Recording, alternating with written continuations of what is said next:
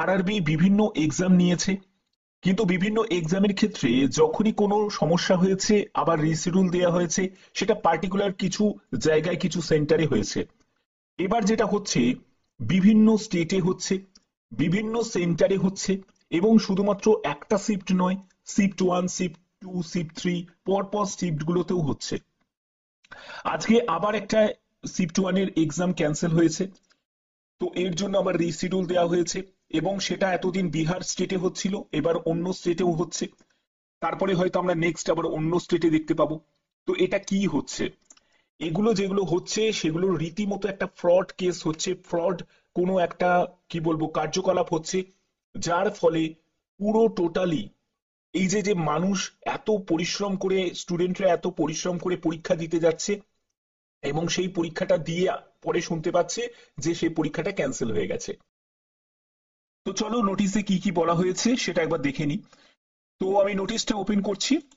তো এই নোটিশটা হচ্ছে এটা, যেটা দেখতেই পাচ্ছ, government of India, ministry of railways, railway recruitment বোর্ডের তরফ থেকে 5/2024 গ্র্যাজুয়েট লেভেল 19/6/2025 শিফট 1 এর এক্সাম ক্যান্সেল হয়েছে।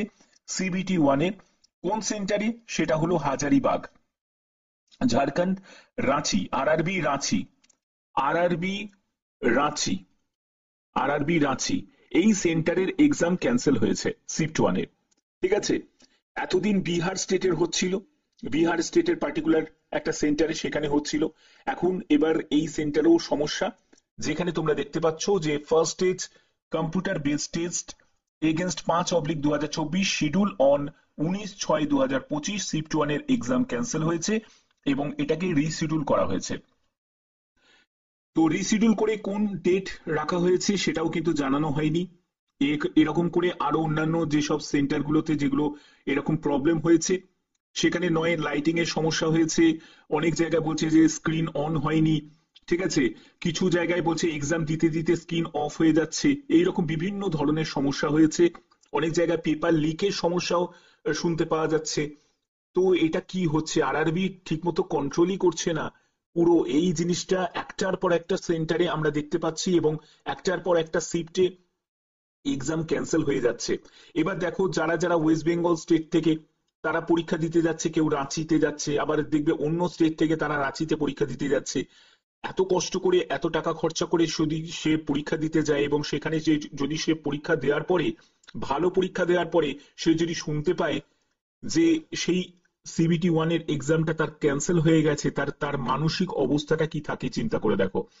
তো এই হচ্ছে ব্যাপার। তো এখানে date and time reschedule exam will be informed due course, SMS মেলের মাধ্যমে ক্যান্ডিডেটকে জানানো হবে। এবার ক্যান্ডিডেটকে যখন জানানো হবে রিশিডিউল রাখা হয়েছে, সেটা নিশ্চয়ই ঘরের কাছে সেন্টারটা দেবে না, তাকে তো সেই আবার ট্রাভেল করতে হবে বাইরের স্টেটে। তো তার জন্য যে অতিরিক্ত যে খরচাটা হবে সেটা কি আরআরবি বহন করবে? সেটা তো আদৌ করবে না। তো এই ধরনের সমস্যাগুলো কিন্তু এবারে হচ্ছে, প্রচুর হচ্ছে। ঠিক আছে? তো যাই হোক, এই হচ্ছে তোমাদের নোটিশ, একদম মানে লেটেস্ট নোটিশ 19/6/2025-এর। যাকে তোমাদের যা মতামত তোমরা অবশ্যই কমেন্টে জানাতে পারো।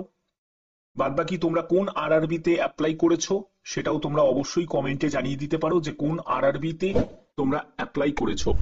ঠিক আছে?